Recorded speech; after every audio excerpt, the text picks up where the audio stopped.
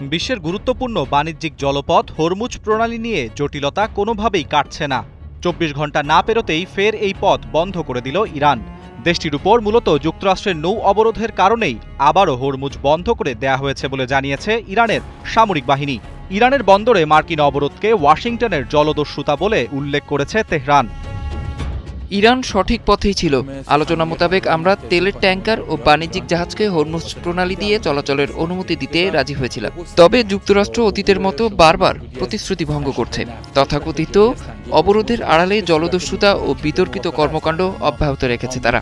এ কারণেই হরমুজ প্রণালীর নিয়ন্ত্রণ আগের অবস্থায় ফিরে গেছে। তবে পরমাণু কর্মসূচি নিয়ে নতুন কোনো চুক্তিতে না পৌঁছানো পর্যন্ত ইরানের উপর মার্কিন অবরোধ বহাল রাখার কথা জানিয়েছেন মার্কিন প্রেসিডেন্ট ডোনাল্ড ট্রাম্প।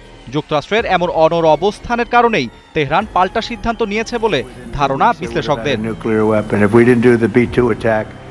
এ অবস্থায় শনিবার হরমুজ প্রণালীতে দুটি ট্যাঙ্কার লক্ষ্য করে গুলি ছোড়া হয়েছে বলে দাবি করেছে যুক্তরাজ্যের সমুদ্র বিষয়ক সংস্থা।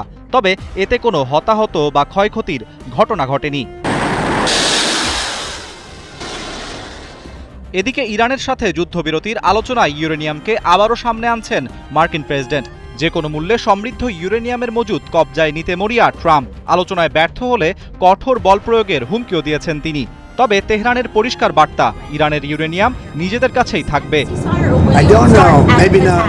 হয়তো যুদ্ধবিরতির মেয়াদ বাড়বে, আবার নাও বাড়তে পারে, তবে অবরোধটা থাকবেই। ঠিকঠাক কিছু না হলে হামলা আবারও শুরু হবে।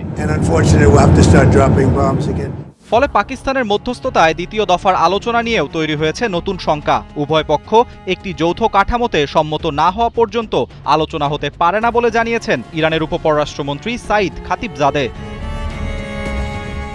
তবে যে কোনো মূল্যে আলোচনা এগিয়ে নিতে চায় পাকিস্তান। সেজন্য নিজেদের পথে কূটনৈতিক তৎপরতা চালিয়ে যাচ্ছে ইসলামাবাদ।